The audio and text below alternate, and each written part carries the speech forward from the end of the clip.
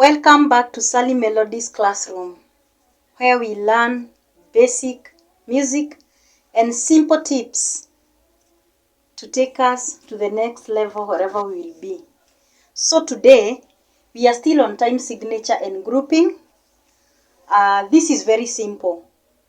Remember we said that a staff is divided into bars or measures. That one at least we know. But now, when we are grouping, we said that in every bar or in every measure, there must be equal value of notes. If we are talking about 2/4, there must be 2 crochet beats in every bar within that song. And we said that it's not a must they appear in crochets. They can appear as one minim,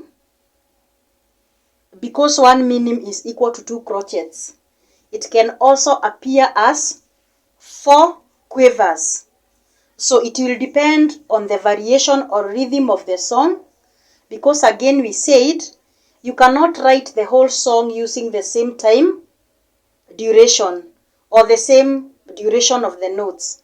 You need to vary. There should be notes variation.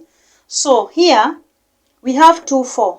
At least now we know that 2/4 means there are 2 crochet beats in the bar. 3/4 means there are 3 crochet beats in a bar. 4/4 means there are 4 crochet beats in a bar, and so on and so forth. There are so many time signatures. But now we selected these 3 at this level so that we may understand. And these are just simple time. They are in simple time. And we also have others that are in simple time. But we chose these ones. Maybe as time goes by, we are going to look at the others.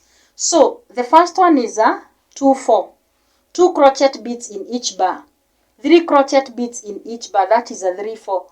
4 crochet beats in each bar. That's a 4/4. At least that one is okay. So down here, I was able to put them into solfa notation. This is called solfa notation. When you put your music like this, it is called solfa notation. It is not in a staff. But you can also transfer this to a staff. There are people who prefer to write as solfa notation, and others prefer to write as staff notation. So it is very simple. Here we have 2/4. And this 2/4, I have tried to use different types of notes variation. So in the first bar, this is bar 1. In the first bar, we have two crochets. In the second bar or bar 2, we have 2 crochets, but we have splitted them into 4 quavers. We have splitted them. So, and then here, at the end here, bar 3, we have a minim, meaning that they are also 2. So, it depends on what you are writing, the rhythm of the song, selection of your notes, and notes variation. So, here we have 2 crochets. Here we have 4 quavers. Here we have 1 minim. Let's go to 3/4. We have 3 crochets.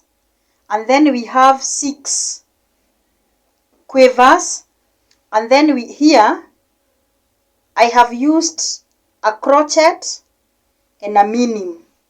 This is also a 3/4 because this is a crochet, and inside this minim you have 2 crochets. So it means the value is 3 crochets in that bar. We come here. This is 4/4. I have 4 crochets here, and then I have 2 minims here, meaning that in this minim we have 2 crochets, and in this minim we have 2 crochets to make the bar complete. So the grouping is okay because the bar is complete with 2 minims, equivalent to a semi-brief, which has got 4 counts or 4 crochets. And then at the end here, I have closed my my piece here with 1 semi-brief, which is equivalent to 4 crochets. So this is just grouping. Ensure that when you are grouping or when you are doing the grouping of your notes, they are equal in every measure. It doesn't matter what you are using, as long as the value of the notes is giving you a total of the number of beats. Remember, we said in this time signature, the top number talks about how many beats they are in the bar, but the bottom number talks about the value of that note. So in 2, 4, 3, 4, and 4, 4, we are dealing with crochets. The value is crochets.